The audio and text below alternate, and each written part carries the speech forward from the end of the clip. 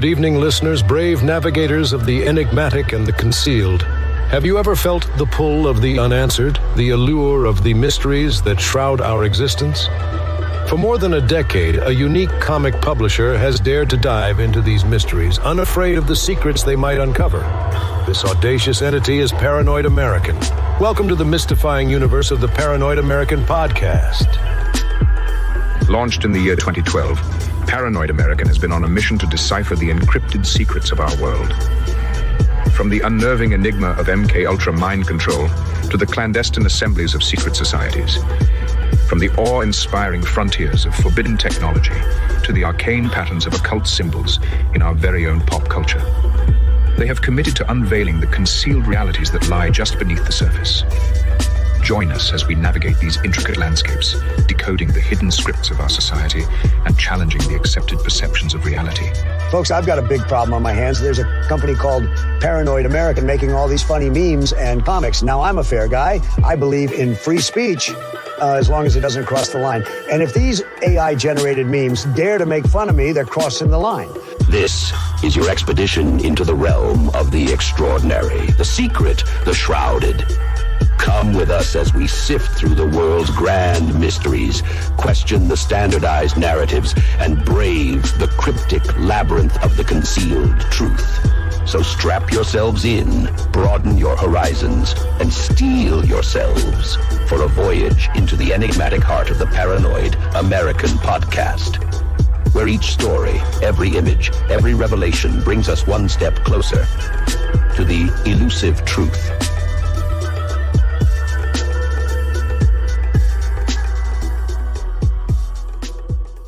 Another episode, Paranoid American Podcast. Today we're going to talk about the freaking God helmet with my homie Will Morgan, Meta Egg. You might know him if you catch Sing Tank on Tuesdays. He pops in and blows everybody's minds constantly. And he's also someone that can go the distance on pretty much any topic, breaking it down. So this is actually a weird topic that came up recently. And this is I was watching this Evil show, right? I don't know if you've seen Evil. Evil's kind of a combination of X-Files and The Exorcist in a way. They kind of have like a bunch of skeptics that are looking into religious phenomenon. And there was an episode called B for Brain. And they basically bring up this God helmet concept all over again. And I remember this being somewhat popular in like the early 2000s or so. It was kind of in like this parapsychology. Anyways, we're going to get into that. We'll talk about Evil in a second too. But first of all, Will, you've got the floor, man. First, welcome to the Paranoid American Podcast. Well overdue. But tell people where they can find you. Like, do all the plugs and everything. Well, I'm really excited about being here because you and I have like talked for years now. But today we kind of have this thing where we're going to trade off. I'm on your show. You're on my show. You can find all of my stuff at Meta Egg on YouTube. Back in the day, in around 2007, I became introduced to the idea of Syncro-Mysticism. And since then, I have kind of used it as a form of study. And one thing leads to another. And so over the time, I have been introduced to this whole idea of the God helmet. And it has gotten more and more in depth up until Persinger's death in about 2018. So I'm kind of excited to talk to you about it. And if anybody would like to go back and look at our stuff that's usually talking about movies and not God helmets and stuff, go find me at Meta Egg. Right, and you mentioned we're kind of recording two shows today. We're also going to be breaking down 3,000 Miles to Graceland, which is one of my all-time favorite movies. I know it seems kind of like a cheesy movie, but I really love that. So I'm excited to do that. So look out for that too. Go on Meta Egg's channel and check out that. And a whole bunch. You did one with David Charles Plate recently. You've done with a bunch of people. Yeah, I did a Hot Tub Time Machine with David. And I've some other individuals like Alex Fulton. He's done one with me. But I also have some stuff coming up. I have an individual who is she's the professor of religious history, the history of religions in New Orleans. And she's going to come on and talk to me about the things that are true and the things that are false about the Waco series. So yeah, I've got a whole bunch of stuff, but I'm talking to actors. I also show actors the syncs that are in their movies. So there's I got a bunch of different candles burning at one time, and there's some pop culture stuff about Star Wars that I just did recently. There's all kinds of stuff that you can find on Meta Egg. But I'm kind of anticipating digging in with you because 3,000 Miles to Graceland was your suggestion. And immediately said yes, because I had already had some syncs with that. So I'm kind of anticipating that one too. But yeah, you pulled out some connections that I in a million years wouldn't have seen. So I'm excited about that one. And all the different ones that you've been doing. And actually, I'm equally excited about the God helmet because originally I think it was on an episode of Sync Tank, and I brought up something somewhat unrelated to this. It was about like a Korean StarCraft player in the early 2000s, and they connected him up with like an EEG that measures your brain sort of patterns while you're conscious doing something. And they were basically showing how he was making decisions at such an innate level that it was no longer going through his like frontal. I'm going to make some of this up for the sake of brevity, but it turned into a different sort of phenomenon. Well, it's related though, and that's why I sent something back to you, because Persinger started messing around with video games too, and it all has to do with flow states, which I've studied extensively too. I don't think I have my flow book here, but there's a psychologist or positive psychologist named Mihai Csikszentmihalyi who wrote a book called Flow in 1997. And video games, I mean, if you watch a lot of different documentaries on Netflix about video games, almost all of them mention flow states. And I'm thinking that guy that you were just talking about who was making decisions was experiencing flow states. And what Persinger does is he's trying to use electromagnetic fields to sync people up with their flow states so that you have one person who is very good at the video game playing with someone who is a noob, so to speak. And then they use this little ring that's kind of like, it's not necessarily the God helmet. It's like a smaller version of the God helmet, which almost is like a little halo that they put on your head, and they call it like a paradigm share. And the individuals who are playing video games, who are noobs, will start playing and making decisions in lightning quick time at the same pace as the pros. And so I've never even heard about this before. There's an actual device that you connect, and it lights up to let you know you're in flow state, essentially. Yeah. So essentially, like Persinger put all of the stuff that he made, including the God helmet, he put the instructions on how to make it like for what do you call it when it's like free on the internet, like open source? That's what you call it. So he made all of that stuff available open source. A lot of this stuff is dipped off the internet though since his death, because it's considered to be pseudoscience. Like the guys messing around with Ingo Swann and a couple of other like psychics and trying to find out if their bodies were producing electromagnetic fields. He also had something, there's a video out there that you can find on YouTube that he calls No More Secrets, where he basically says the world is like a giant store of experience in the same way that like the avatars, the planet is, you know, how they plug into the trees. Well, he says that the Persinger had made the point that our brains put out a certain amount of frequency. That's and everybody knows this. However, all of that can be stored in the actual earth like 100 times over. And he says that like even like everybody who's ever lived could be stored in the earth with plenty of room to spare. And to download all of their experiences, it would only take 15 minutes is basically what he says. But because of these ideas, the whole idea that like you can share mind spaces and things of that nature, that goes against like starkly what science takes as truth. And I consider myself a little bit of like a normal pilled normie compared to some of the weird angles that we get into sometimes and the people that I come across. But this doesn't seem that out of the realm for me. There's like a certain term for that. Essentially, I hate always using references to TV shows to make the points, but there was a really great episode. I think it was Fringe. And they were showing how during a very violent event. There was sort of like a record player that was spinning. And because of the event happening in a room, it was like very violent and charged.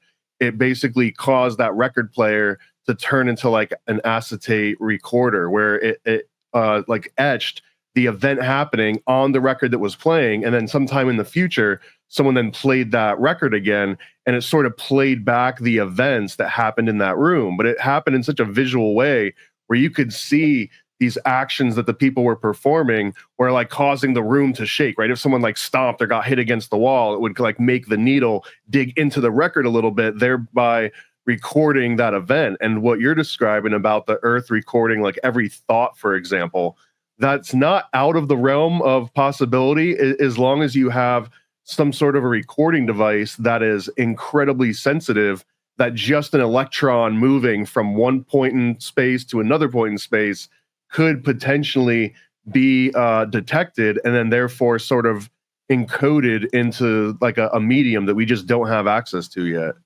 Well, there's another theory called that parapsychologists or the individuals who study ghosts and stuff of that nature have this theory called stone tape. Have you ever heard of this? In which they suspect that it has to do with what's up underneath the earth, like the rocks or something along those lines that are like collecting electromagnetic fields on top. If a house or haunted house is on top of these, then it would just replay. Like the ghosts aren't really real. They're just basically like a replay that's trapped into in the stone, or so to speak. But this has a lot to do. Stone tape theory. This is crazy. I've never heard of this before. Yeah. But I mean, this is very much akin to what some of the theories that Persinger had at the very beginning back in the 70s. Because what he did this was back when, you had punch cards for computers. So you would put the cards in the computers and the cards would like crunch the numbers and find out correlations and then spit back out a point card, right? This is 1977. And what Persinger did was take a whole bunch of Freudian events. He used certain sources like Charles Fort and like, what's his name? Keel, John Keel, the guy who wrote Mothman Prophecies, who also put forth that aliens really weren't from the space, that they had more to do with electromagnetic fields inside the planet. He had an idea that he called them ultra-terrestrials, not extraterrestrials, meaning that aliens and stuff of that nature are more akin to fairies or hauntings. So John Keel had this idea that ultra-terrestrials were more like fairies or hauntings. He called it our haunted Earth. Persinger took all of this information from different people and he put it into a computer. And what he discovered was that sightings of UFOs, sightings of Bigfoot, and weird 14 events like rocks falling from the earth, falling from the sky, fish falling from the sky, sonic booms when there's nothing in the sky, all of these things, all of they're being reported all in the same areas at the same time. And most often than not, right before an earthquake. And what he determined was that the plates up underneath the earth were screeching together and creating magnetic fields in the same way that the God helmet was. And so all of these individuals seeing lights and hearing voices and having weird things happen was due to this buildup of electromagnetic fields because an earthquake was coming. And I actually experienced this because before I was a sync kid, I was studying UFOs and things of that nature. And I was waking up every morning and seeing where the flaps were, where the UFO flaps were. And there was one up in not far from Chicago, and people were going out every night to videotape these lights, and there was crazy sonic booms. And then after a week of this, there was an earthquake and all of it stopped. And so I kind of feel like there's a little bit of proof to what Persinger is saying, strictly because of the existence of the God helmet. Like he called it, we talked about it earlier. It was called the Koren helmet. But the slang term, the God helmet, started because the majority of the people who put it on said they talked to God. And we're talking about like 80%. It's like some crazy asinine percentage where it really can't be denied that there's some existence of an effect that electromagnetic fields causes on the human brain. And for anyone that's watching and not listening, if you just go and search for God helmet or Koren helmet, Koren, you'll see what just looks like a typical 1970s yellow like motorcycle helmet, but it's kind of rigged with a bunch of different electronics and sensors. So it looks very DIY. Like anyone that went out and just got the regular materials could potentially make one of these God helmets. We're not talking about technology that is, only exists at the upper echelons of sort of industry. Like anyone, I assume, could make one of these things right now. And from what we said, the last time I heard, the God helmet is open source. So everything that you need, you can pretty much go to a Radio Shack and build yourself. I don't know what that would do.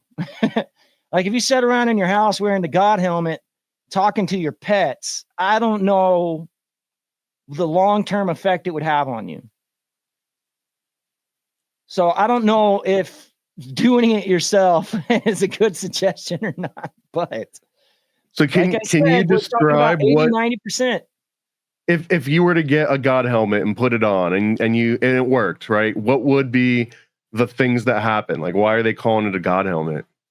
Well, so Persinger had this idea that it all had to do with the right side of the brain and the left side of the brain. And since our right side of the brain is basically where our creative source is, he, speculated that we identify that right side as God. So the right side of your brain is considered to be the creative source. And so Persinger speculated that when you actually get cross chatter from the right side of your brain, that you'll identify it as God.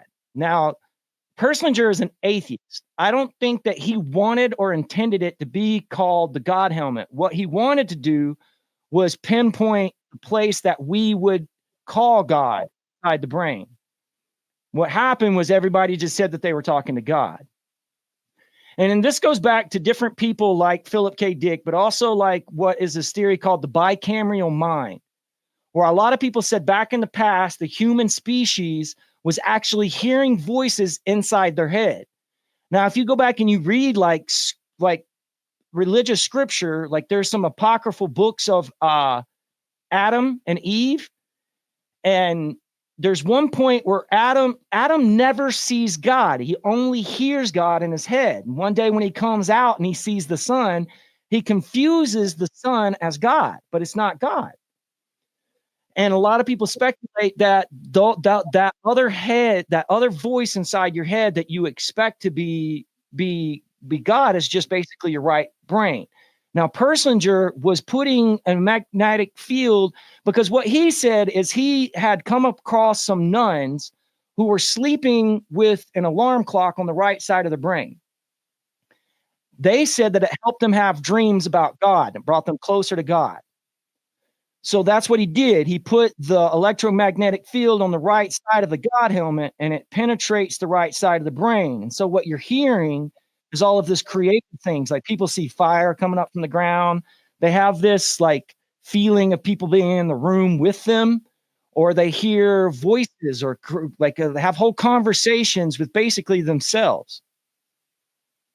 Just by stimulating the right side of the brain with electromagnets. Or in the nun's case, just alarm clocks and like a mechanical version, like the bells ringing, or were they also... There was magnets. What he determined was there was magnets in their alarm clocks. Okay. So the magnets turning on would it cause... sleeping with it, like on their pillow. Okay. And I don't know. I wouldn't suggest doing that either. On my pillow. But could I just like strap my cell phone to the right side of my head and sleep and see if that does anything? I mean, the thing is like, this went further. Like he kept going and he started playing with like psychics and trying to figure out if there was some sort of like scientific way to figure out what they were doing with their heads. But a lot of this information has been kind of scrubbed from the internet after I mean, you and I spent a little bit of time trying to put some of this stuff together right before we started the show. And it's not easy. Like it's very confusing on what page is what, who's dead and who isn't, where'd all the videos go. The image, yeah, this is what kind of struck me by surprise is that they all have, well, actually, Koren does not have a Wikipedia page. In fact, it was almost impossible to find stuff about Koren without going on. And he's the only one that's still alive out of all the names that we'll talk about. But all of the Wikipedia articles, even of the people that you can find of, don't have any images on them, which is weird because there's plenty of images available for every one of these people. So yeah, this, at the very least, it is a neglected area. Even if it's pseudoscience, it seems well worth more investigation and interest.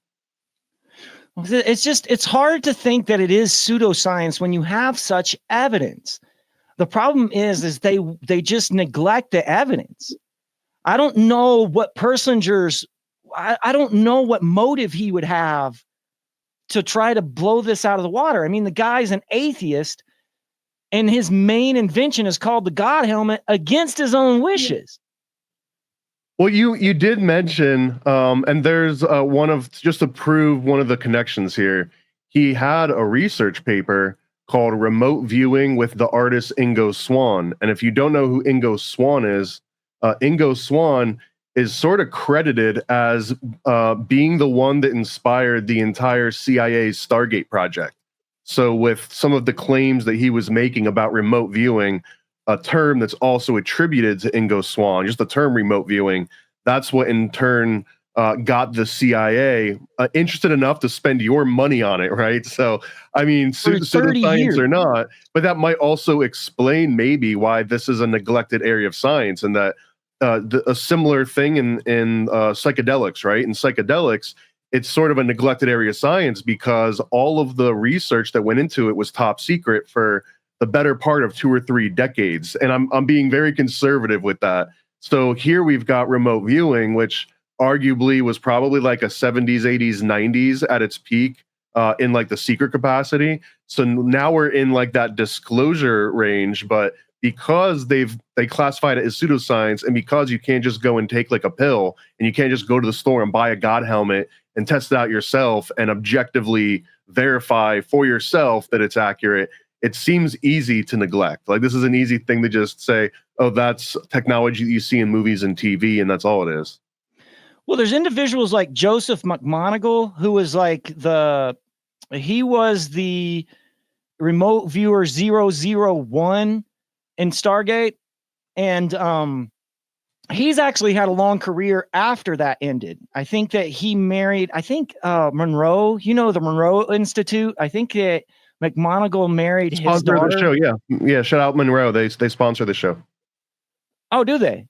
I had a few interviews with them and stuff, but I've read a lot about McMoneagle because McMoneagle actually did a whole bunch of remote viewing in other countries on live television. Like he's had a huge success in Japan and things of those nature where it's not necessarily seemed as taboo as it is here.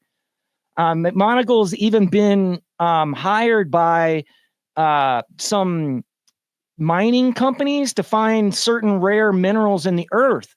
And again, success. So, I mean, what you think is, I'm not necessarily coming at this trying to convince people this is real. All I'm saying is there's like a shit ton of evidence. And there's a lot of scientific papers. Like if you go back and you look at the other guy, Koren, Stanley Koren and Persinger earlier, I don't have it up on mine. You might have it up on yours, but we were looking at scientific paper after scientific paper with some really, really weird names on them. Well, and if you do need proof, if something needs to prove it to you, just the fact that this Stargate project is declassified. I mean, you can't read all their papers, but it is an acknowledged Army program that was at Fort Meade, 1977, and it went through so many iterations that it's got like 5 or 6 different nicknames. It's got Gondola Wish, Stargate, Grill Flame, Center Lane, Project CF, Sunstreak. Like, it's got many different names. So just the fact that the Army and intelligence and the CIA was willing to spend lots of money, time, and resources on this, it almost seems it would be harder to convince the government to spend millions, again, being very conservative, millions of dollars on a project. So it doesn't really matter what some random civilian normie believes about it if the army is willing to spend this much money into using it as some kind of like a strategic edge. Everybody went to them. The CIA was using them.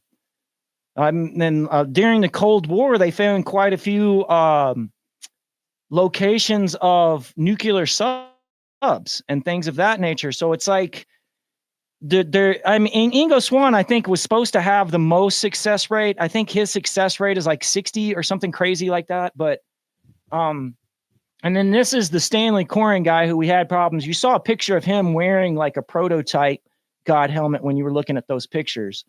But if you go down to a couple of his publications, oh, now it's forbidden. Wow. Real Great. time. You just saw. Okay. Yeah. So if you just read through some of the papers that Stanley Koren has put out, a lot of them sort of co-written with Michael Persinger, but some of the highlights, for example, quantitative conditions and convergent operations compatible with the universe as a persistent generator of successive simulations. I think maybe they got paid by the letter. They got paid by the letter for their titles. Well, it says, so the abstract is the capacity for computer-like simulations to be generated by massive information processing from electron spin potentials. So it essentially, it's almost stating that a computer-like simulation can occur just from a lot of people thinking at the same time.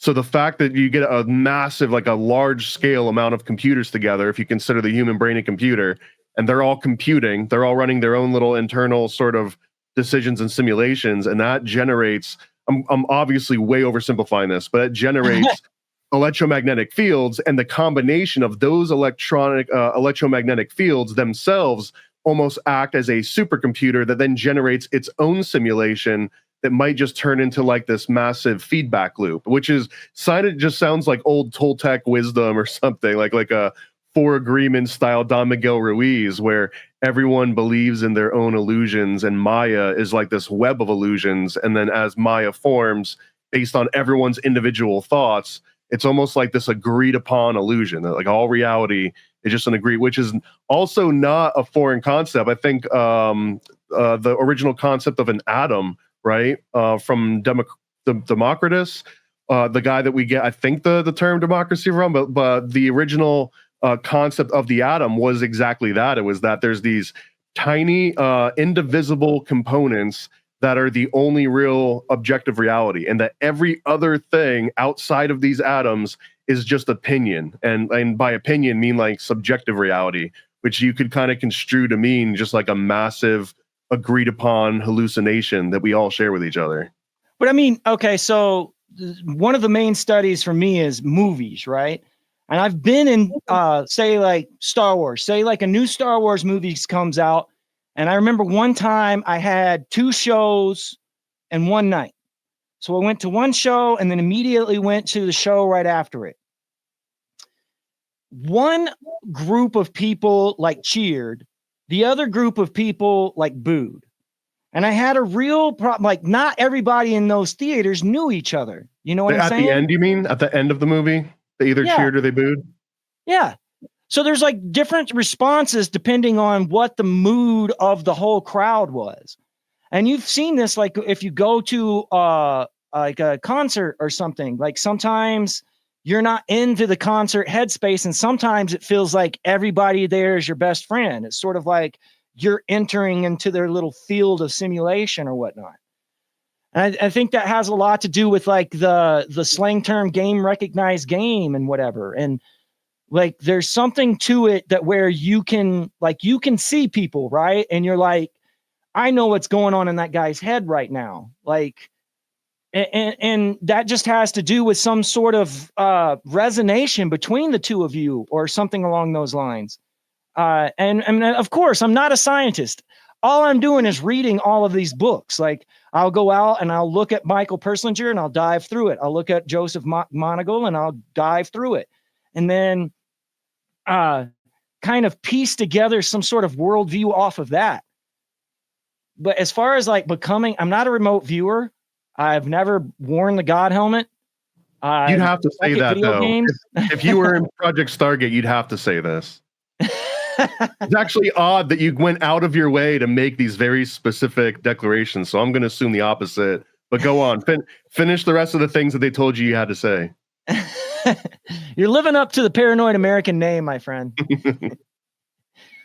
Well, I mean, this stuff is very interesting to me. Like this is the stuff that you would want to, like, this is the stuff that we looked up the superheroes when we were kids, you know, like we wanted to be remote viewers, or if there's any way to have some sort of advantage over the whole rest of the world mentally, that's what we want, right? Like, this is like the Professor X helmet, where he could put on the helmet and then figure out exactly where every single mutant in the entire world was. Cerebral. Which I think that was also somewhat what 11 in Stranger Things was meant to be too, was to like find where all the other 11s are at.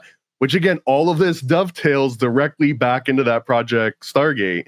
Which these are the names of the real versions of this. If you subtract the Netflix and you subtract even like the Montauk Chronicles books by Preston B. Nichols and Peter Moon and all that, which I kind of consider more Hollywood than like official. But if you remove all of that stuff, then you're left with these guys like Stanley Koren and Michael Persinger. And then some of the other examples: cerebral dynamics and discrete energy changes in the personal physical environment during intuitive like states and perceptions. We're kind of just saying the same thing over again. You described this really well as you walk into a room or a concert and like the energy embraces you and you embrace it, or sometimes you go in there and it's just not there. And like, maybe that gives me weird energy, you know, right, like, and maybe this is not just like an individual subjective thing. Maybe there really is like a field energy of that particular environment that like accepts you or rejects you, or vice versa. So what meta-egg studies usually is like religious or spiritual experiences. Synchronicity being one of those. Synchronicity and flow states are considered to be like ecstatic states. And so we're trying to get to the husk of what sort of, like, when somebody makes a movie and a sync happens and they didn't really intuitively do it, is there some sort of communication going on amongst the group outside of that? So flow states are really important, and they're not very old as far as like being discovered. The first book was written in 1997. And it basically spawned out of this system that this guy had devised on figuring out how the state of being happy works. Because the Mihai Csikszentmihalyi was born in Europe post-World War II. And he noticed that during that depression post-World War II, some individuals were almost inoculated to it. They would still be happy and enthusiastic while everyone else was like kind of down in the pits.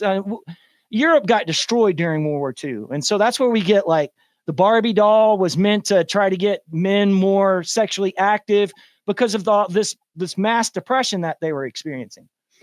What Mihai Csikszentmihalyi did was create this test where it would ask individual at random, the select group of people, it would send them a text and it would make them answer the text on what they were doing, what they were experiencing. One of the questions that he asked was, where did you outdo yourself? Name a time period where you've outdone yourself. And the word that kept coming up was flowy. Like it was flowy. I felt like I flowed. It's, in certain sections of pop culture, like hip hop or breakdancing or some extreme sports, those words are used a lot when you kind of did a skill that you've never done before. And what he discovered was that's what makes us the happiest, is learning new skills that are challenging for us. And a bunch of people have taken the rubric that he made on how to experience a flow state, and they've basically just used it step by step for video games, because they're designed to keep you playing them. So there's like kind of it's a give and touch. And it's funny because recently Elon Musk was on Joe Rogan, where he talked about video games the whole time, about his use of video games, but also they looked at studies where surgeons are better if they play video games. But that all has to do with flow states. Like the flow states, it creates like some neuroplasticity in your head to where you learn new skills or see things differently than you did before. And I think what Persinger's doing is playing with that, like he's like trying to create some button where you could have a flow state. You could just push the button and it happened, you know? Well, this is actually really interesting and relevant, because part of the time I was at Disney, like the last 5 or 6 years, a lot of the focus was on making video games in particular. We did a lot of game development, and we had a whole bunch of professionals in the industry came. The term flow state came up a lot. But another thing that comes up alongside flow state, usually referred to as sort of like a side effect of flow state, is this concept of emergence. And like emerging gameplay. And this is where I guess my tinfoil hat went on as soon as I heard this, because this explains why maybe the military would care about the flow state of a video game. And that's because from flow, one of the many things you get from it, aside from the benefit of having these new skills just almost immediately learn, like you're just already becoming at least intermediate level, right, of like a brand new skill. But emergence comes too. And what happens in emergence during flow state is that people learn how to play the game that almost bypasses the original rules of the game, and that they'll start making the game operate in ways that the programmers never intended. For maybe a bad example, but just a example of many, is that in certain games they'll have markets where not only can you go to like a tavern and like sell all of your crap, but other people can like go and like buy it again. And this kind of creates these little miniature virtual economies. And sometimes people nerd all the way out and now just playing with the stock markets within a game. Like I think Diablo might have been one of them, but there's these examples where now people are using the game to make their own game. And I think like Roblox would be a good example of emergence as the core mechanic of a game, where now the game is to make your own game and to make that game so popular within these confines. And really, if you can get enough people so familiar and even to turn flow state on and off like that, what really that could be a gateway to this emergence. And I feel like this is this pendulum where the ball gets passed back and forth between top secret military and government sort of practices and private industry. And it's when the ball gets floated back over to like us civilians, right? The ones that don't have the unlimited resources, and they rely on us to find out these emergent sort of like principles. And then once those are identified, then the military, government, whoever, it's got all these resources. They're like, oh, great, we're going to take that emergence, we're going to build something new around that. And then once they develop a game mechanic or some sort of a simulation engine that they can then pass back into the rest of us normie world, and then it just kind of like figures on this eternal loop. It all is based on this really rare concept of flow. And I think that anyone can experience it, but games is a really interesting version of it, because you can sort of design a game to entice someone to get into flow, like you're mentioning. Like at this point, it's not like you're creating a musical instrument and just hoping that some person eventually will pick it up and get into the flow of things, or get into the flow of some sort of like a physical sport system. But with computer games, and even just like computer simulations and stuff, even that new TV show Severed, where these people like basically have an operation that separates their waking life from their like subconscious life, and they send their subconscious sort of versions of themselves to work and earn money while they're kind of sleeping, I guess. But the whole entire thing that they're doing there is they're just sort of randomly circling these numbers and putting them into boxes on these computer screens. But that also, like, they don't know what the hell they're doing. They don't understand what the point or the goal is, but they do enter these flow states in which they start just getting everything right, even though they have no idea what the rules of the game are. Well, it's weird because it's like the way that so when I was a kid and I was trying to like become a baseball player, I had this wrong concept of what I needed to know to hit a baseball. I thought that I had to be aware of all of that shit, where the ball was. I had to see the ball the whole time. I had to know where my arms were. I had to swing at the right time. And so I was having a lot of problems because I was overthinking it. One of the main things that that flow states teaches us is that certain parts of your like doubt and things of that nature take up too much bandwidth. Mm-hmm. So what people do is they get into the spot where they're acting upon instinct and like the game's playing itself, basically. Like they're doing things. A lot of people who do extreme sports have talked about this, where somebody who was in a flow state all of a sudden came up with this new move that no one had ever seen before. Happens a lot in like snowboarding. I'd say that's emergence, man. That's an example of emergence. Midst of a competition, somebody does something, ain't nobody ever seen that shit before.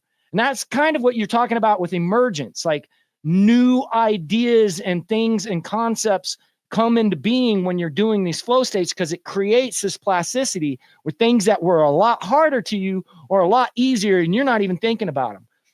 And that's why a lot of individuals have this thing that happens to them. It's very similar to what happens with UFOs, but they have missing time. Like some people got into competitions for video games, start playing kind of like not even aware everybody else is in the room.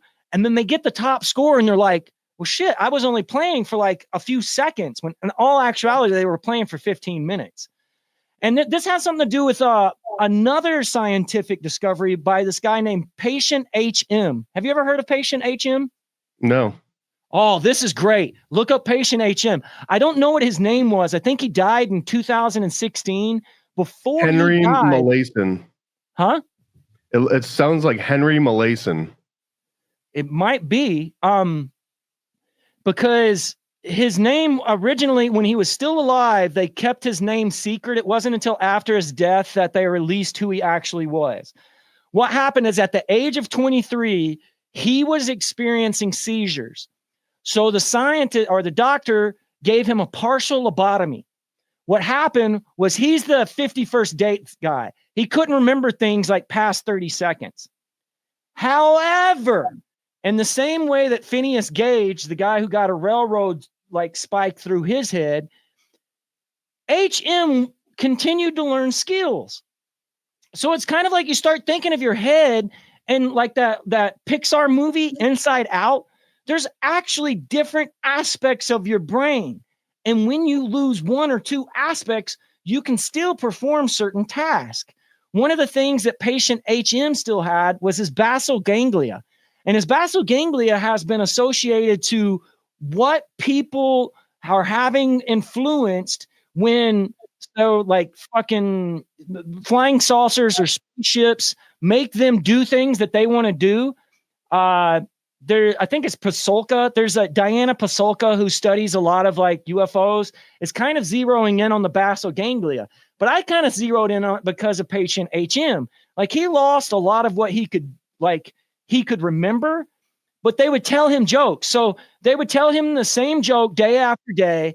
The first time he heard it, he thought it was hilarious. The second or third time he heard it, he would not remember hearing it before, but he would laugh a little less. They would also teach him skills like how to do a maze in a mirror, like backwards. And it was really hard for him at first. The next day, he wouldn't remember doing it, but he would get it done faster until he would actually be able to go through the maze at a very, very high rate. But he wouldn't remember anything that had happened to him for the past, I guess the guy lived like 30 years like that. This is like a CIA assassin dream, right? This is like exactly what you want from someone that sees a polka dot dress and knows what to do, but doesn't remember ever being instructed how to do it. Actually, they might be related. I mean, that might be how they did it. There's a lot of speculation because in John Keel's book, The Mothman Prophecies is one of our first books available about the Men in Black. It's probably one of the most detailed or the most earliest detailed things about the Men in Black. But that's what the Men in Black do, right? They hold up their little light beam and it flashes, and then people can't remember what happened. And a lot of like the CIA or trauma-based mind control, like you always see them using the flash and lights and stuff of that nature to sort of hijack those parts of the brain, and then people can't remember what they're doing. They're going almost like zombies, and you can tell them what to do, and they'll just go through the processes and then not even remember doing the process.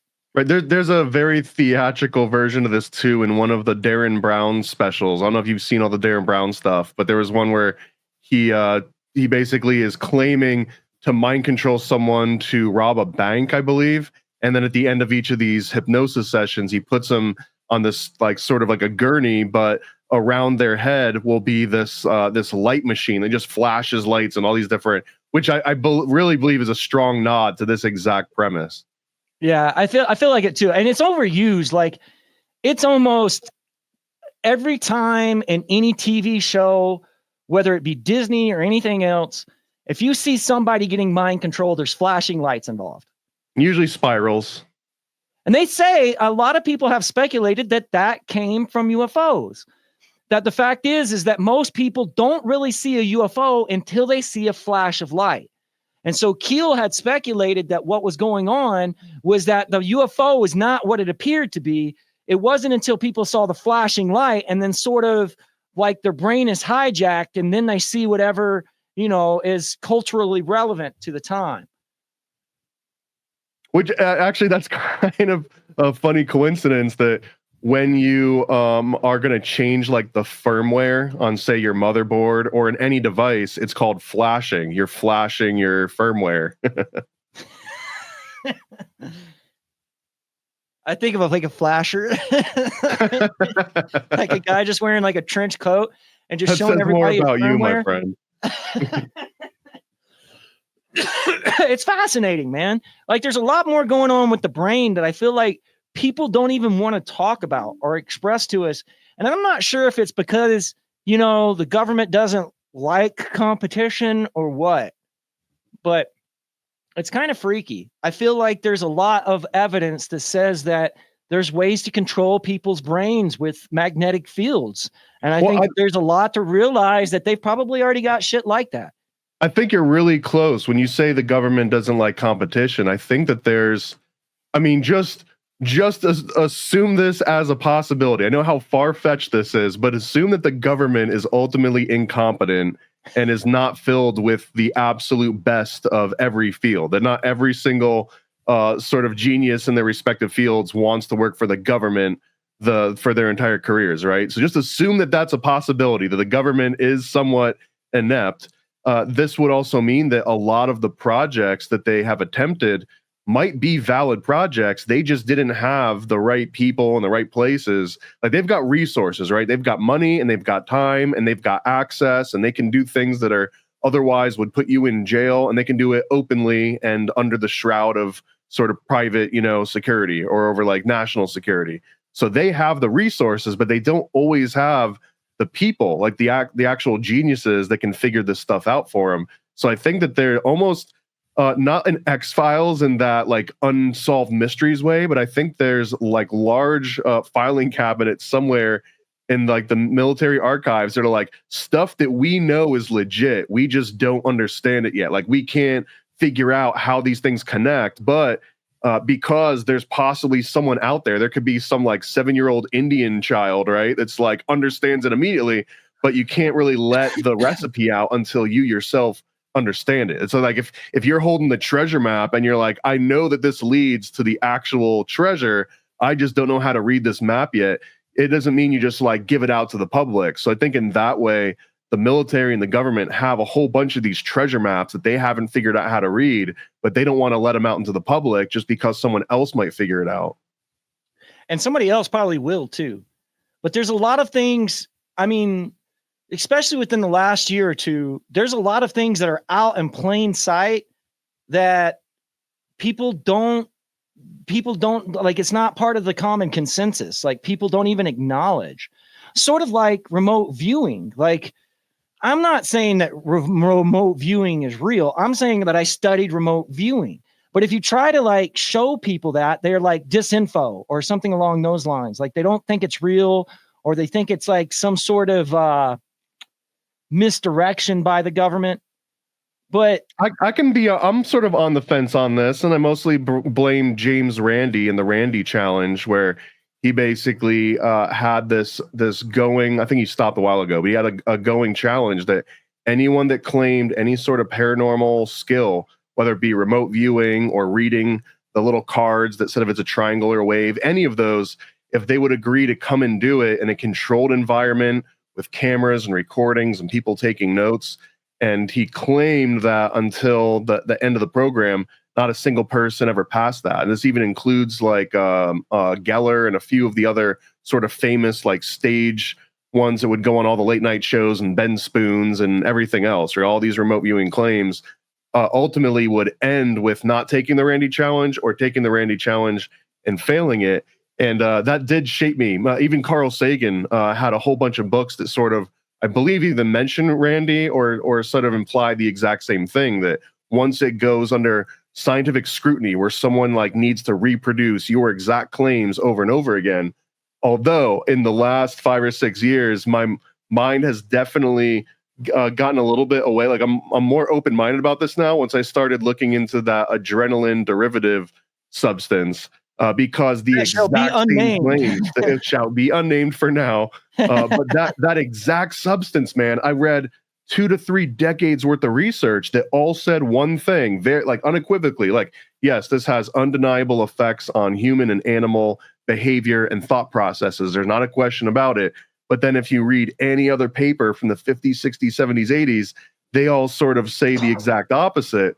And it's like the two things can't be true. You can't have 3 decades of various scientific data that all say this thing works a certain way, and then another 3 decades after that that say no, it doesn't, with the only difference in that usually the ones that say no, it doesn't, the naysayers, tend to not have any actual experiments or research or have dedicated any time to a thing. They almost look at it as a theoretical possibility, as if they're debating whether something is possible, regardless that there's already proven sort of experiments on the record. Well, I mean, I've also kind of dug into religious text also, and there's a kind of a word for this as far as like receiving information from another source that you don't initially have. It's called quickening, or it's where we get the phrase, Jesus is the God of the quick and the dead, which means at the end times, supposedly the dead are going to be lifted up, and the people that are still alive are basically going to get information on everything. They say it in the Bible a couple of times where it's like even the bad things are going to be known for all. But even angels, like I've dealt with a lot of individuals who are very influential on religious sects who have experienced seeing angels, and like whether this is some sort of phantom that happens in the head, like the God helmet or whatever, you can't really say that's, Joan of Arc did not change the history of the whole country she was in because she had a toothache. You get what I'm saying? Like something was really happening with her, whether we can scientifically explain it or not. But almost all of them talk about seeing their whole life shown to them in a non-verbal way, which means, is your whole life recorded? I mean, do you? We know that people can be hypnotized and remember things that they had forgotten, although there's a lot of controversy on whether those things actually happen and those false memory syndrome. Yeah. So, I mean, what do you think? Do you think that there is because in my opinion, when I was learning a certain sport, there gets to a point where it's like, all of the rules in the sport, and all of a sudden you're no longer thinking. It's like your own autopilot. It's like all of the information about the sport has been downloaded to your head and you don't have to think about it anymore. Well, there's an analogy. I'm glad you circle back around to this, because there's a very practical analogy that I can think of, and that's speed reading. And in speed reading, like the point in which you're actually speed reading versus just trying to speed read is when you suppress the internal voice in your head that's actually saying every word out loud. So if you're trying to read a page, most people, they are capped at a certain limit of how fast you could actually read this page out loud, because you can only form, like, it's a very linear way of reading something. If you have to say every word in your head, you can only read that fast. And there's a certain moment when you're learning how to speed read that you stop saying the words. You can look at the word and read it in quotes, but you're not sounding the words out. And at that point, now it's as fast as you can look and register what letters are forming what word, you can move on to the next one and you don't have to say it anymore.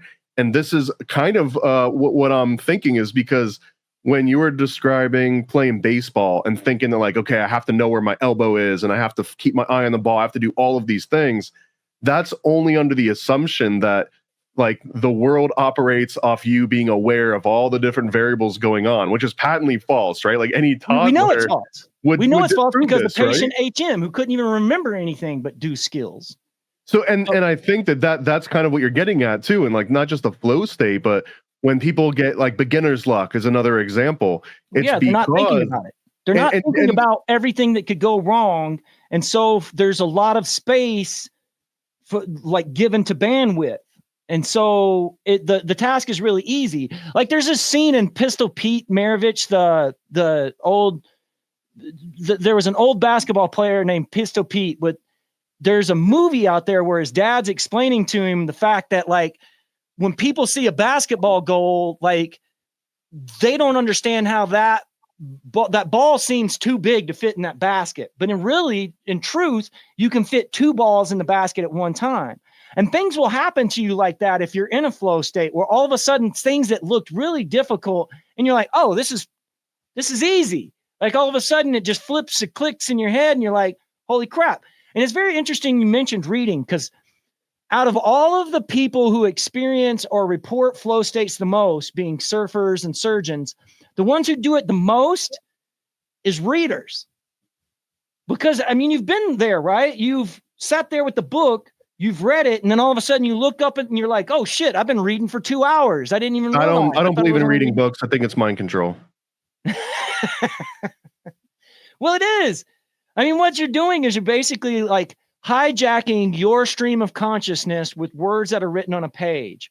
But right, it's someone running a macro in your brain. They're running, like, their script in your brain, which is a weird sort of feeling. And you get that too when you start noticing certain writers' tone, fiction or nonfiction. Everyone has a certain tone, and it makes it really easy. Like, you'll read a Carl Sagan book and you're kind of thinking like Carl Sagan, maybe even just as, like, a poor proxy version of it, but, like, the experience of thinking in their line of thought is a separate phenomenon than the words that you're reading and, like, the new information that you're sort of processing. I'll start thinking like them too. Like, I'll walk into the grocery store after reading Carl Sagan. I'm like, he walked by the booth. The machines on the right hand of him were making a noise that he registered, although he did not move his head. Like, you're sitting there giving yourself a narrative like you're in a book or something. Oh, this is the concept of Tetris brain. I think that's what it's called. And it's when people played Tetris for such a long time that the rest of the world almost becomes a Tetris game, where them walking is them kind of, like, contemplating, how do I fit into this next config? And I've experienced this too, doing, like, software development, where you stay up for 2 or 3 days doing nothing but certain code, and you wake up the next morning and it's literally like, get dot out of bed equals true, like, walk dot forward. Like, you start thinking in the way that your mind was kind of locked into, and it takes a little while to kind of, like, shake it off, but it's weird because you're aware of it. Like, you're like, wow, this is a weird way to be thinking, and then it eventually sort of goes back to whatever you would consider normal.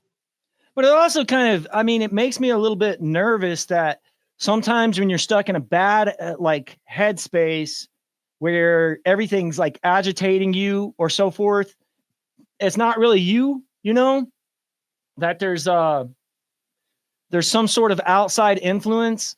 Like, doesn't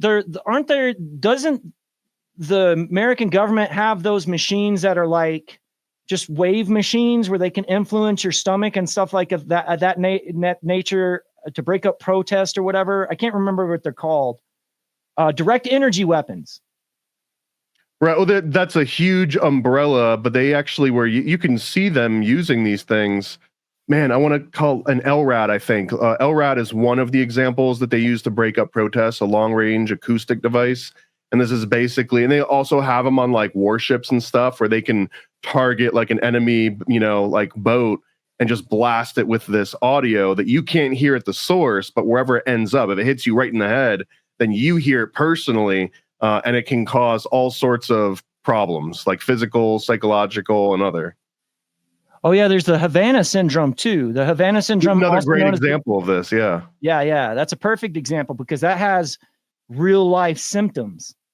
So it makes and this technology's been known for a while. I think the main reason that it wasn't more widely used is that until very recently, in the last generation or so, is the only time they figured out how to contain it. Like it's always been like the same thing with the theoretical brown note, for example. I believe that it's only not used because there's no way to like filter yourself out from not also hearing the brown note, right? It would affect everybody equally. But as soon as they figure out how to isolate it and control it, that's when now all of a sudden it's practical. And then there's the natural occurrences where you have places like the Devil's Den in Arkansas, or the one up in New England called the Bridgewater Triangle, where individuals are reporting strange phenomenon consistently, where it might be some sort of natural occurrence that's it's affecting a whole area, and not necessarily like I guess the government would be back engineering things like that, like natural occurrences that are like UFO hotspots or place where individuals are hearing voices or something of that nature. Because Lauren Coleman, who runs the Cryptozoological Museum up in Bangor, Maine, has done a lot of crossing the country and consolidating where certain places have higher amounts of reportings than other places. So like there's the San Juan Valley down here in Colorado has like the most pterodactyl sightings in the US, things of that nature.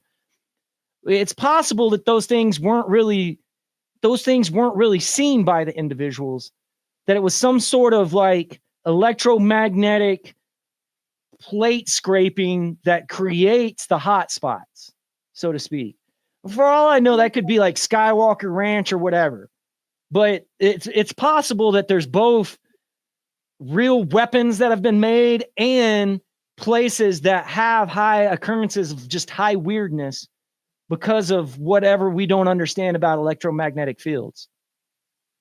And this would all be kind of classified as Fortean science, I assume, right? Some sort of natural phenomenon that gets attributed to supernatural phenomenon that hasn't been explained yet. That's kind of what Charles Fort was describing and what Fortean science would be. I mean, I was convinced of it when I was like watching that flap happen up in Illinois. There were the common reporting was of sonic booms. So what they were saying was that there would be a sonic boom and that they would hear debris hit the top of their house. But Persinger in his 1977 book talked about that it's very possible that the electromagnetic field could levitate certain kinds of rocks, and that he was postulating that when the sonic booms would happen, because they're often reported in the same little group of things, that the field would bust. So that boom was the field dispersing, and then all of the rocks that were kind of like in the air would fall to the ground.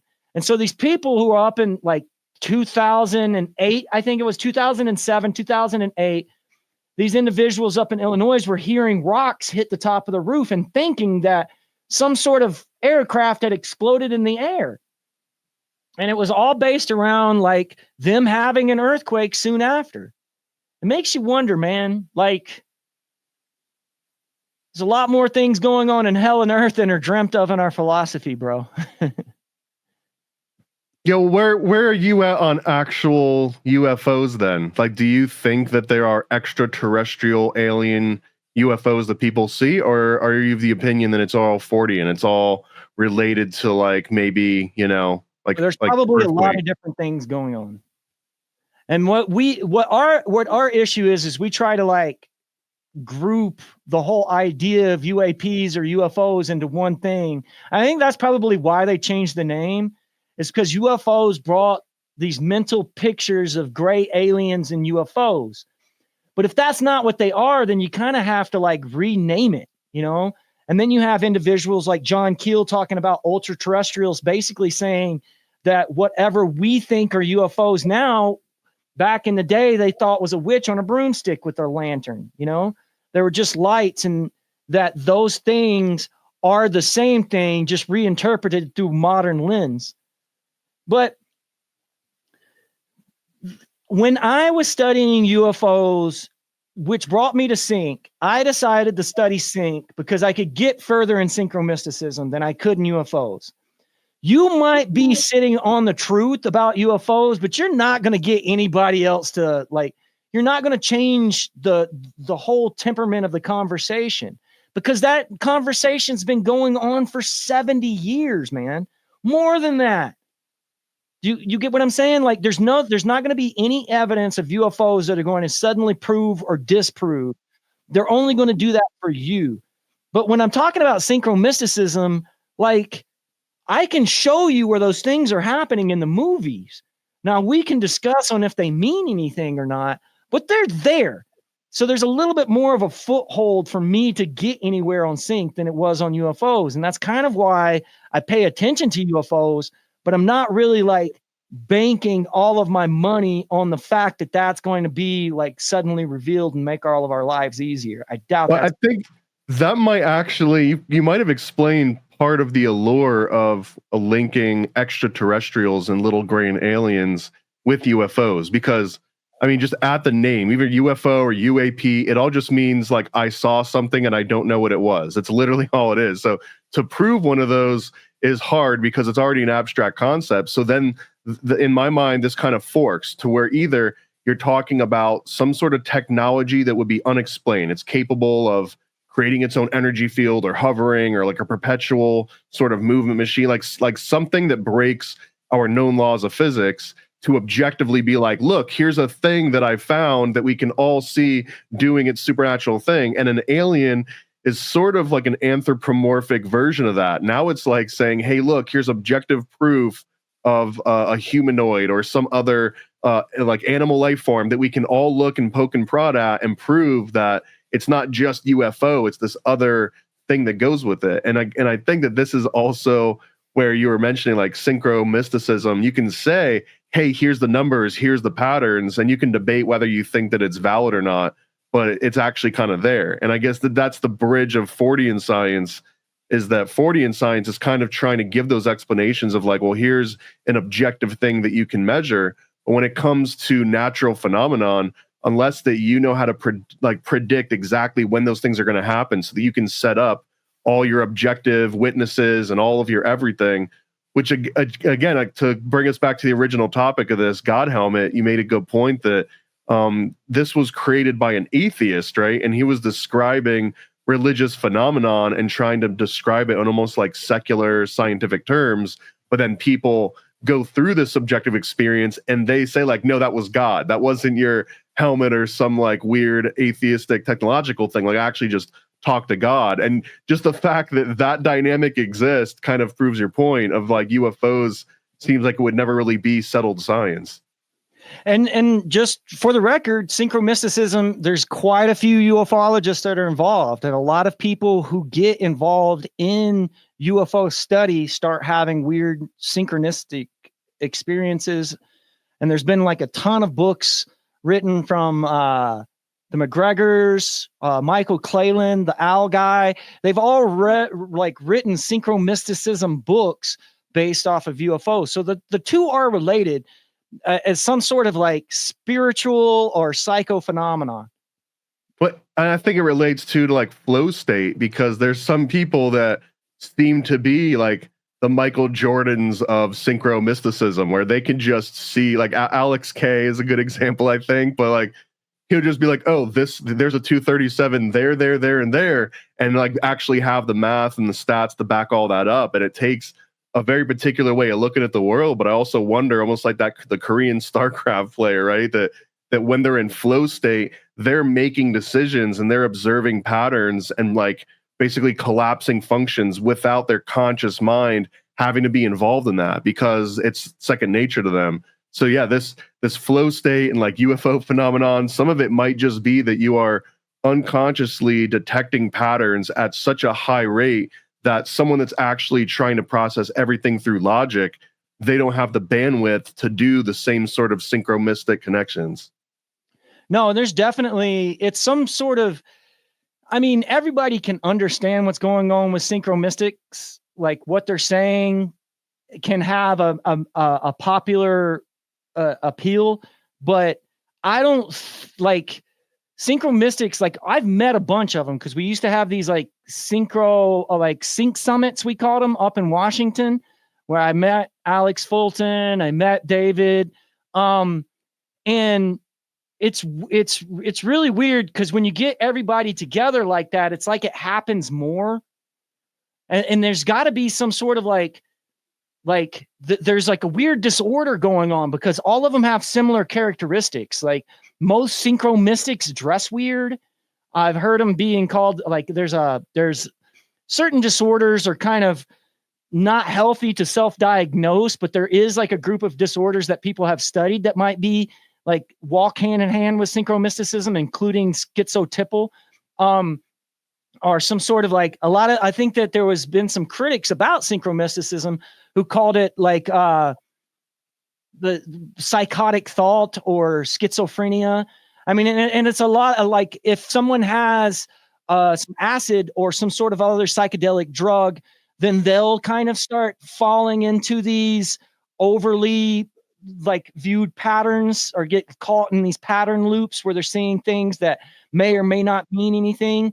But it could be some individuals who have said that it's just it's the human brain working out its own issues and kind of creating things that aren't there. Right. I mean, there's a physical phenomenon called clanging, which is usually attributed to schizophrenics. And it's when they'll just start doing a bunch of alliterations, or they'll start making a bunch of sounds or saying words that all kind of sound similar to each other for no perceived reason other than it's, I guess, deep down, it's soothing. Like your brain's going through an episode, and this is one way that it can soothe itself is by hearing words. And again, that's called clanging. And I've heard that almost pejoratively used towards synchromystics or people that are detecting patterns, that they're just clanging. It's like a way of dismissing and being like, you're just going through a schizophrenic, like an epileptic seizure right now, and you'll come back. I mean, synchromysticism has been going on for like over a decade now. And so there's certain things and experiments that we've tried to make sure that we're not the only ones who think these ideas. Certain people have come up with the same ideas. Certain people have the same syncs and then tried to produce them at the same time. And I mean, that at that point, you're kind of getting into this place where it's like, well, that kind of proves that it's there. Like if people are seeing the same things, and I even did this experiment with a friend of mine who's probably going to be on MetaEgg here soon. His name is Tim Murphy. This was a few years back, so it wasn't as easy to get streaming. You had to like seriously go out and find the movies that you wanted to watch. But we took 3 years just to watch every Mel Gibson movie. And then after every movie, we would call each other up and then like compare notes, because it was creating this lattice work of where we were like, okay, it's not just me. Like I can build a foundation because not only did he have the same thing that I had, he had a little bit more, like he had something on top that kind of like made mine a little bit more secure. And I mean, if it's there, it's there. You're not going to be able to prove to AI that it's not pseudoscience, but would you consider gematria as synchromysticism? Because I guess that I would almost say it's like a primal version of that, like a very early version, because gematria in some cases is adding up the numbers and getting like a an objective numerical value of a word or a phrase, and then comparing that to the other matching numerical values of other words or phrases. Isn't that a version of synchromysticism, or is synchromysticism something different? People use, that's the problem, is that synchromysticism, when it was defined, had a very nebulous, we'll call it nebulous. It had a very nebulous definition. And in fact, that's one of the problems that I've had working with AIs in respect to synchromysticism, is that the definition is incomplete. But that was done intentionally because the original people who created synchromysticism wanted it to be kind of like an open-ended thing. Some people use gematria. Some people use words or repetitive letters. Some people use current events. Some people only use movies. So there's kind of like different levels or different practices, so to speak. And it's not going to be something that I can like. So one of the things that I mainly do is just look at one actor, because I was trying to figure this thing out of trying to explain synchromysticism to the people you hang out with on a day-to-day basis. It's kind of hard to tell your grandparents about synchromysticism, but if you sit there and just focus in on one actor and go, this actor's in this movie, this actor's in this movie, this actor's in this movie, what is the common thing with all of these movies? And that person would be, oh, they're like a surgeon in all these movies, or something just weird like that. That's kind of hard to argue with. And that's why I stick to that. I used to mess with geometry or gematria, but there became a point where there were certain individuals who may or may not have been plants. I think synchromysticism has definitely been torn apart by some sort of, it was initially destroyed by flat earth. Flat earth came in there, pushed everybody into separate corners. And so nobody was ever talking. In synchromysticism? Yeah.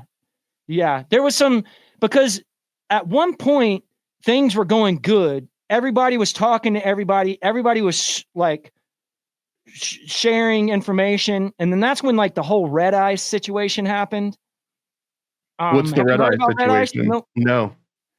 So there was this conspiratorial podcast coming out of the Scandinavian countries like Sweden. It was called Red Eyes Creations.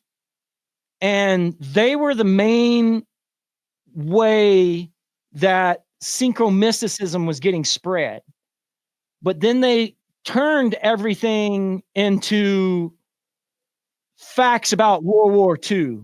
Started putting out apologetic documentaries about Hitler and things of that nature.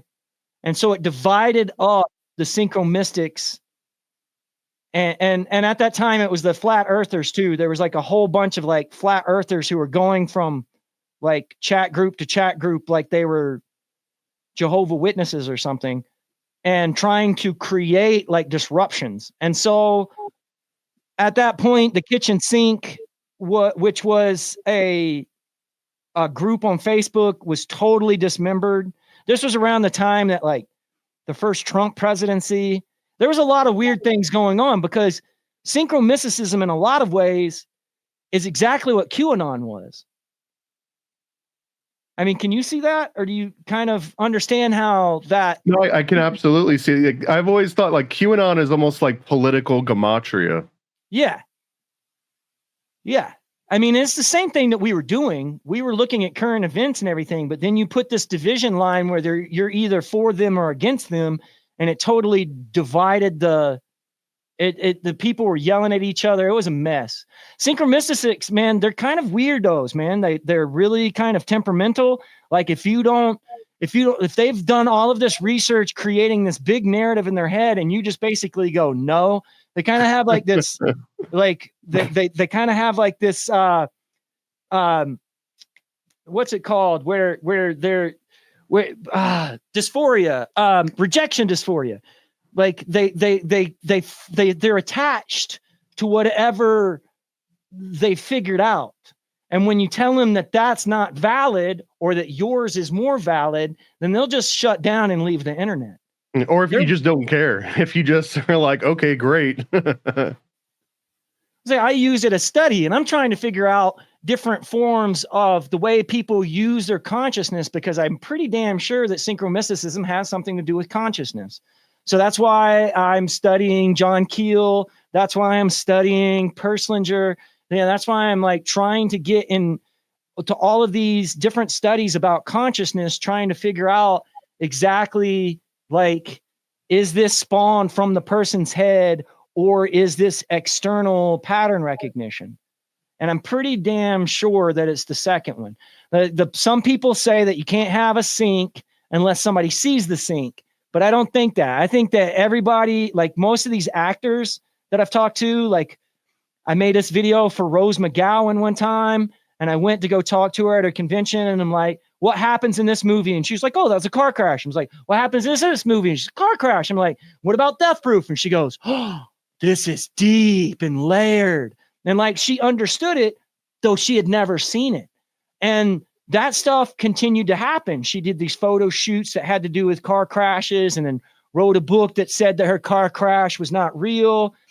And there's this big, long narrative to all of that. But the fact of the matter is, she didn't see it. However, when it was explained to her, she knew what the hell it was.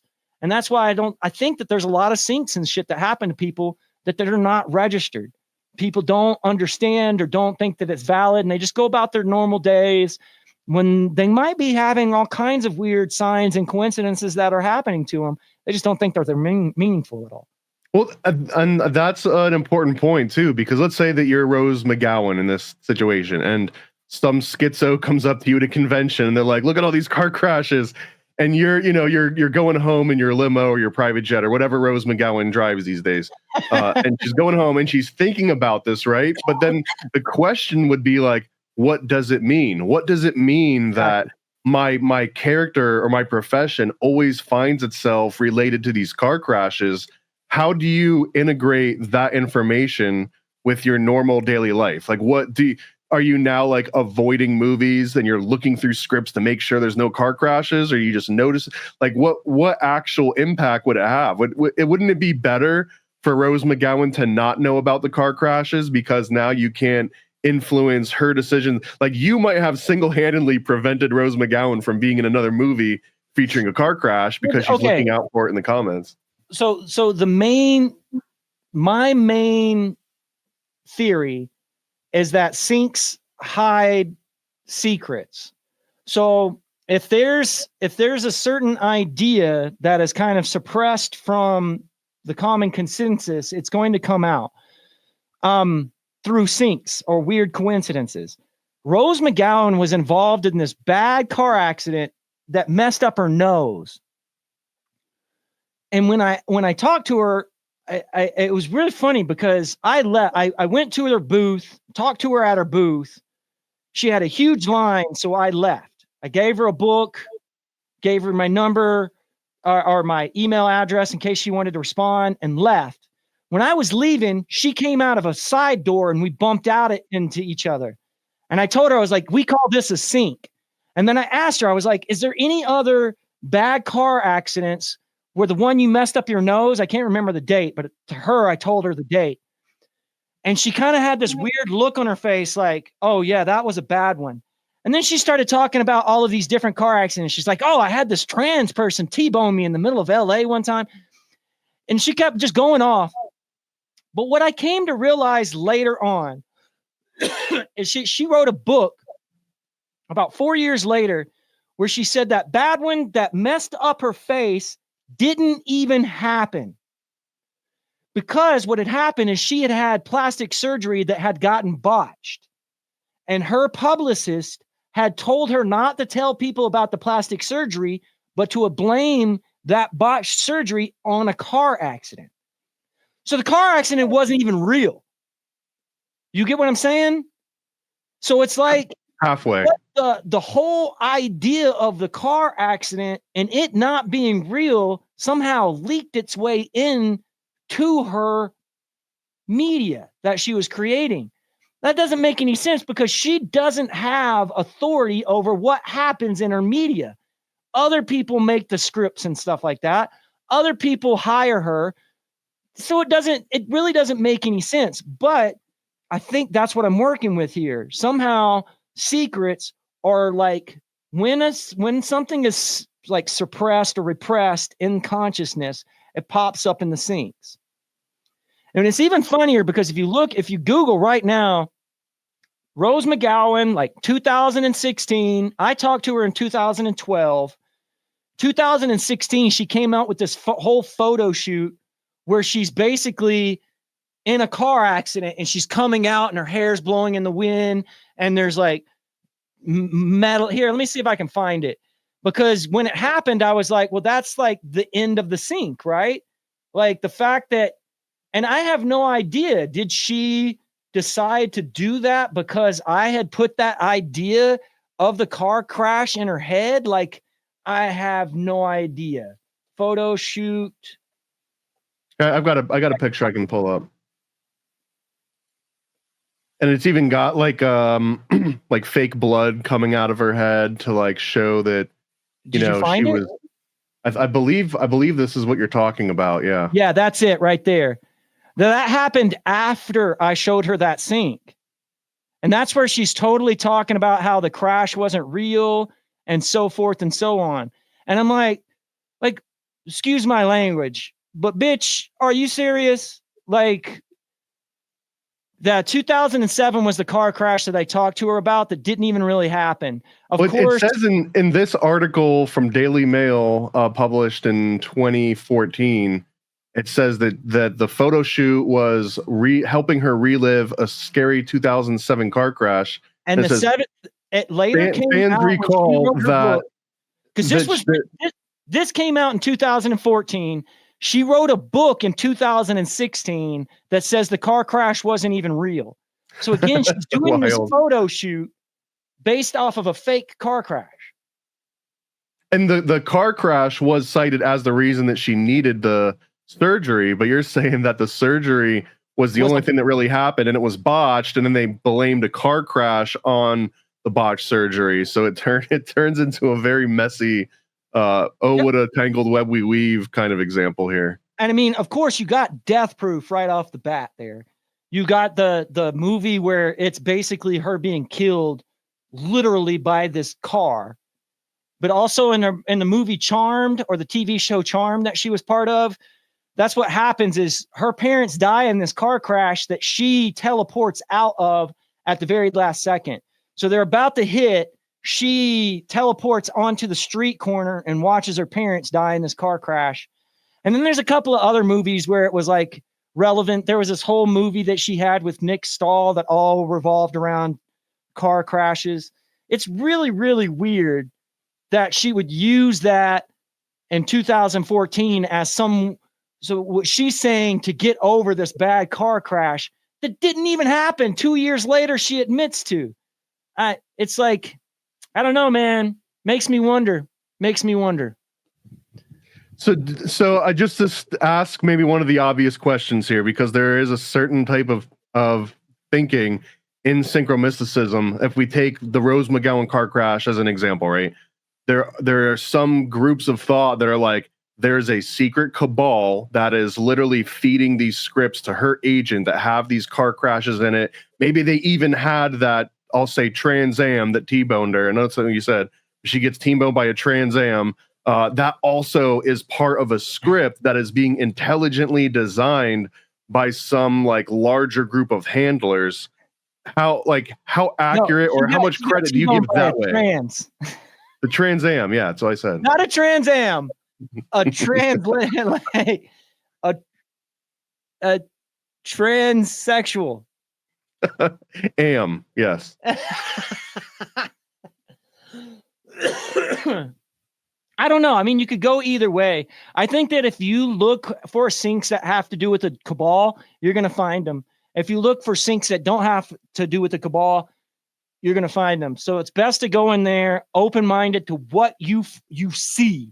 Like, don't go in there trying to find a sync that it is definitive that there's somebody who did that. You know what I'm saying?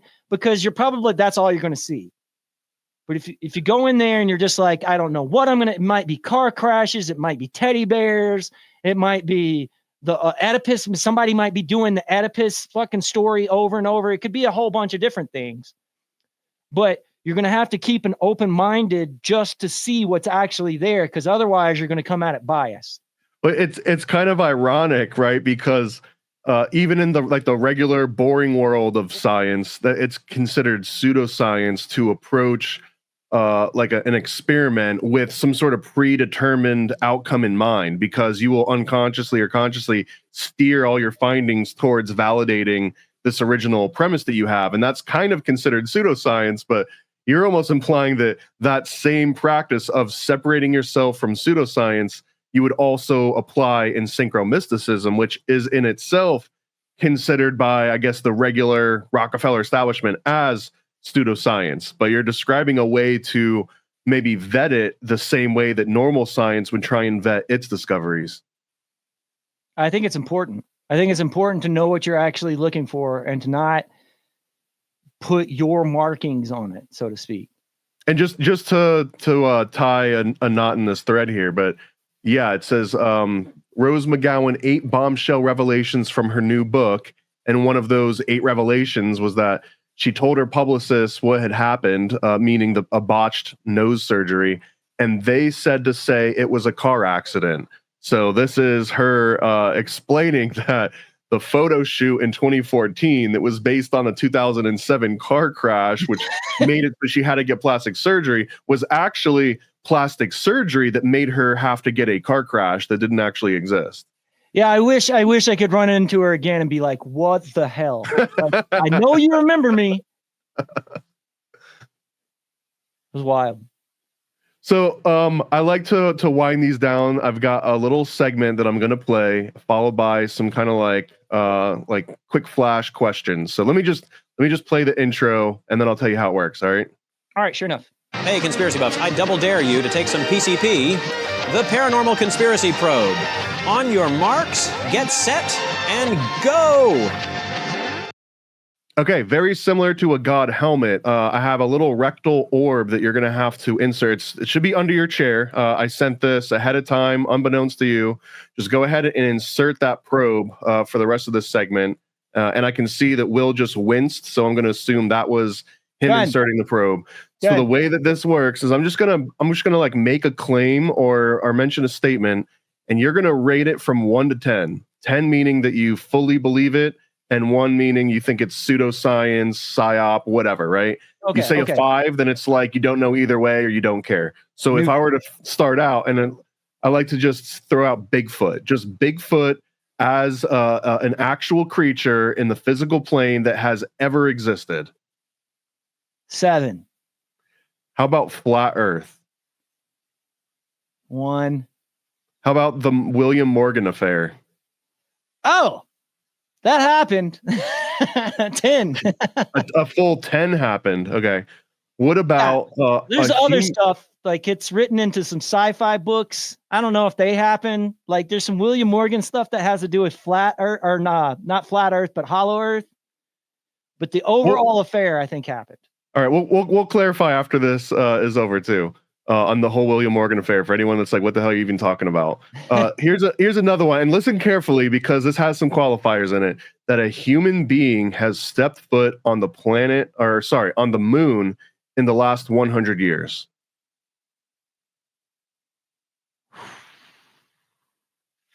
5. I'll give that 50-50. Okay, now how about the NASA footage was real that we saw of the Apollo missions? I'd say like 4. There's some definitely false footage, but there's also some hoaxes. I'll go 4. And how about that the government contracted Stanley Kubrick to film, let's just say, just at least as a backup film scenario of these Apollo missions? 6. That he was at least consulted. I like that qualifier.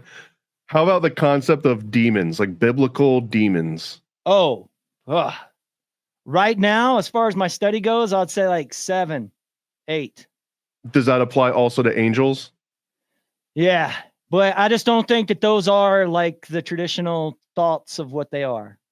Or how about ghosts? And I guess if I have to qualify this, like a Victorian ghost, like a semi-transparent with the flowing clothes and like walking up and down halls. I'll say 7 just because I want it to be.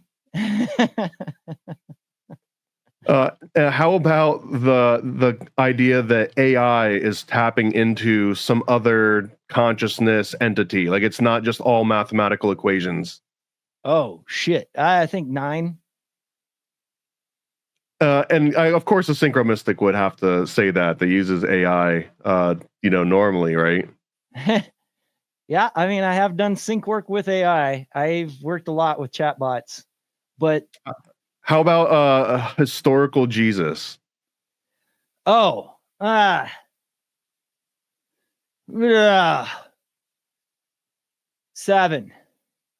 John Teeter. Who is Teeter? John Teeter was a claimed time traveler from, I believe, the late 90s or early 2000s online, and he came and made a bunch of claims about World War III.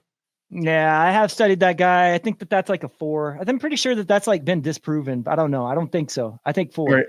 And what about last 1 to 10? What about time travel in general? I think current study right now, I'm pretty sure it's a 10. At some form or another, time travel is possible. 10's a big number for time travel. What makes you so absolutely certain? You want me to be honest?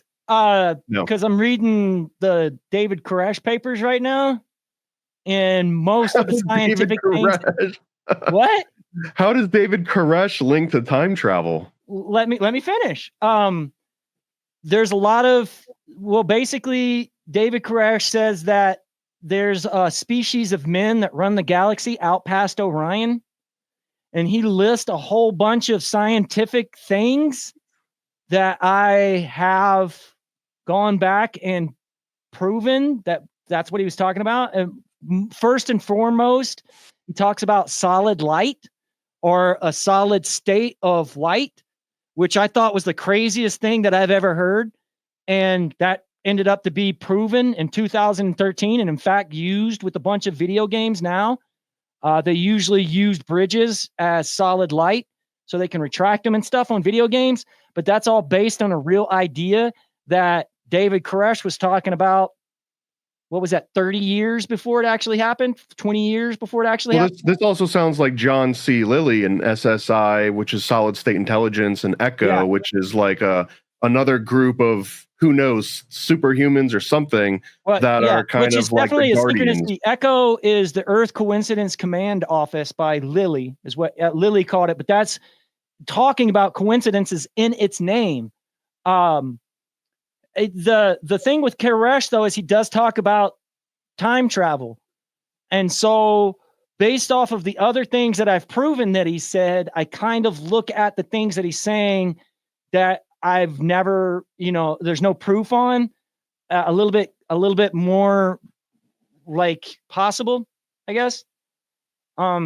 Just things that, like, seriously, I could go through a whole bunch of shit, but probably the biggest one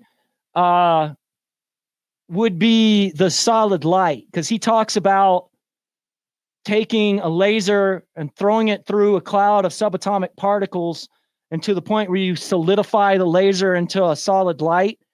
And like I said, that wasn't even, I think we stopped light.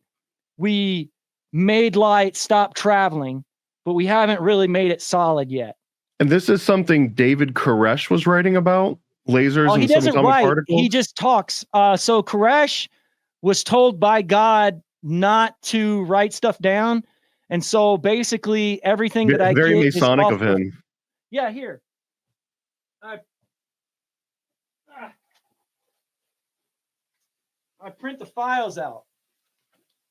So Koresh and the Davidians were inside the compound for 51 days. They were talking on the phone nearly the whole time.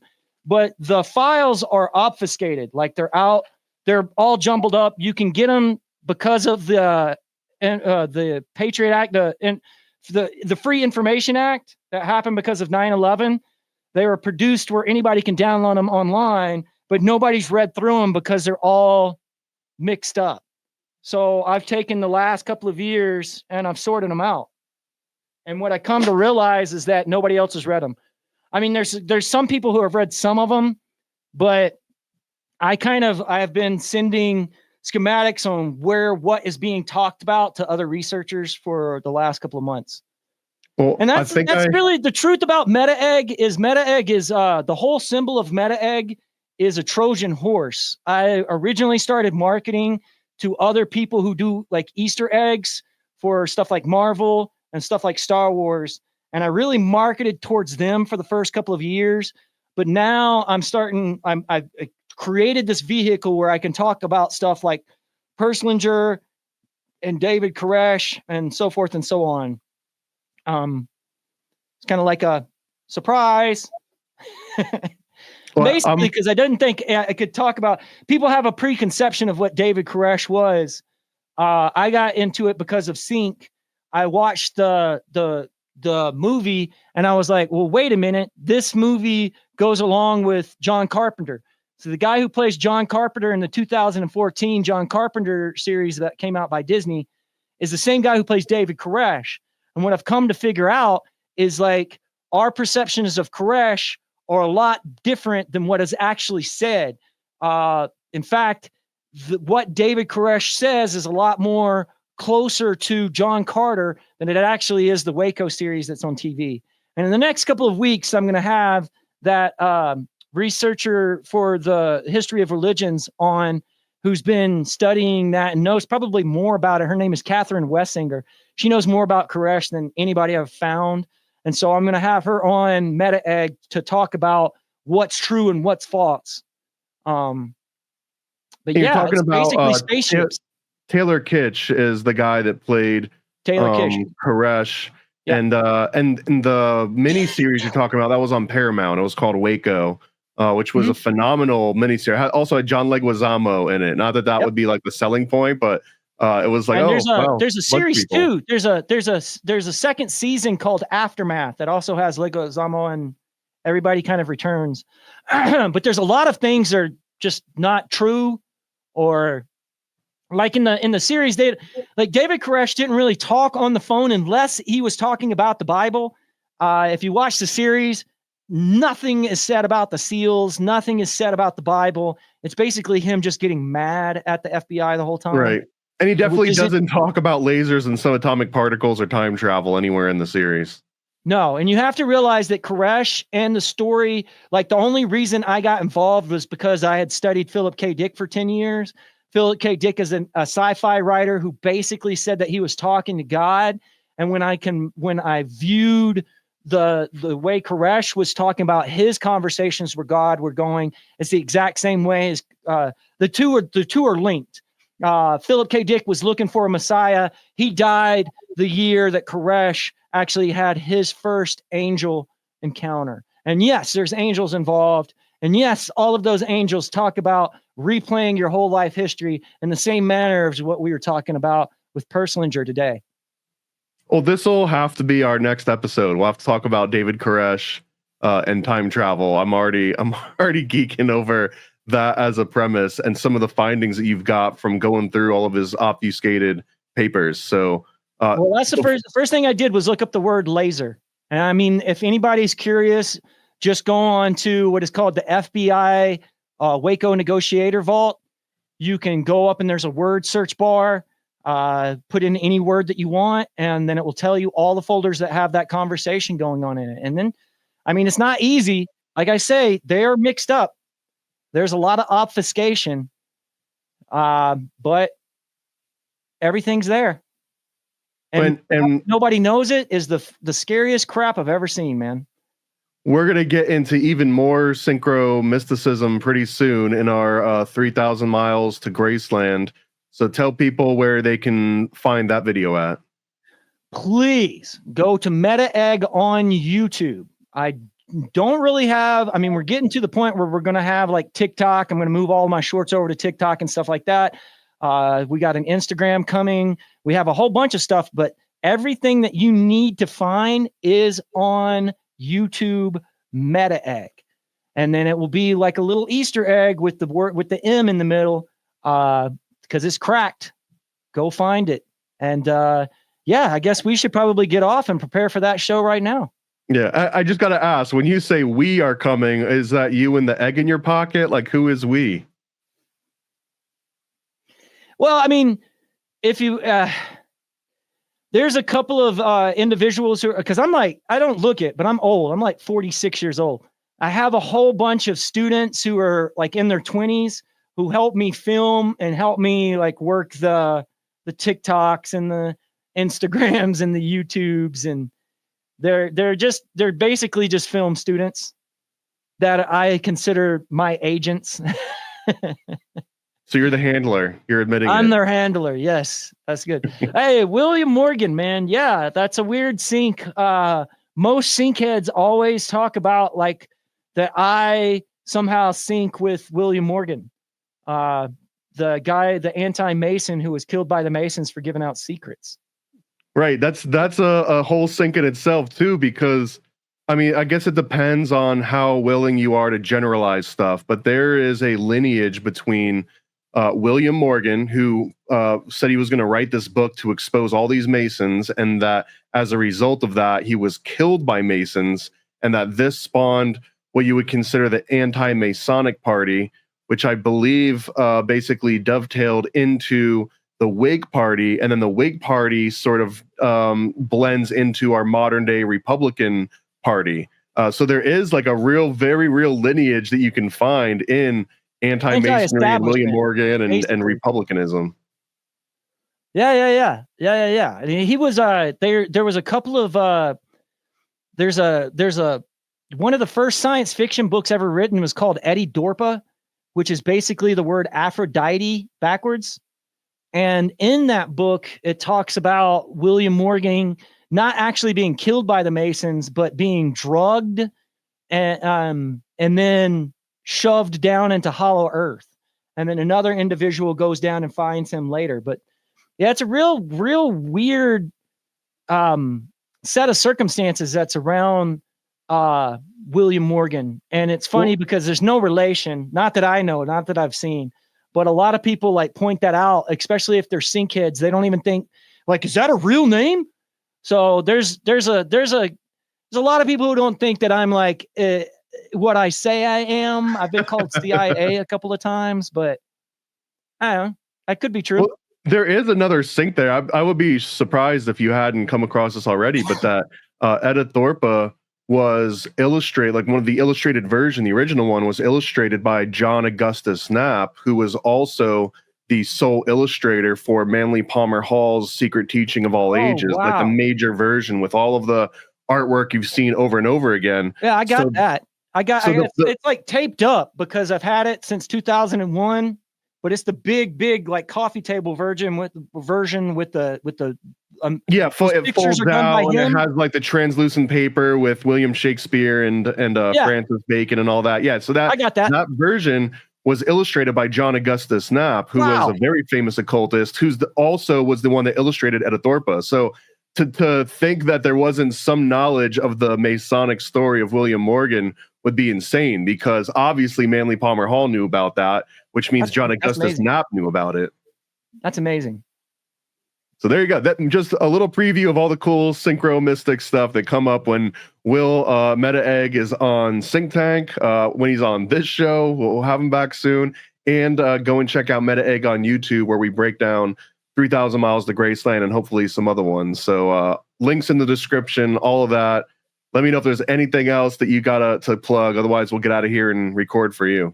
No, man, I just thank you. Thanks for having me on. Like your production, your whole little scheme, like even the little segment that you just did when you like, that's amazing. That's great work, man. I love this.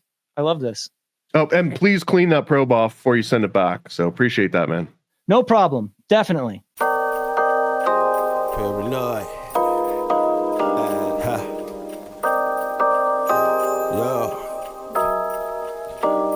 I scribble my life away, driven to write the page. Will it enlighten your brain? Give you the flight, my plane, paper the highs ablaze. Somewhat of an amazing feel when it's real to real. You will engage it. Your favorite, of course, the Lord of an arrangement. I gave you the proper results to hit the pavement. If they get emotional, hate, maybe your language, a game, how they playing it well without Lakers. Evade them, whatever the cost, they are the shapeshift. Snakes get decapitated, met is the apex.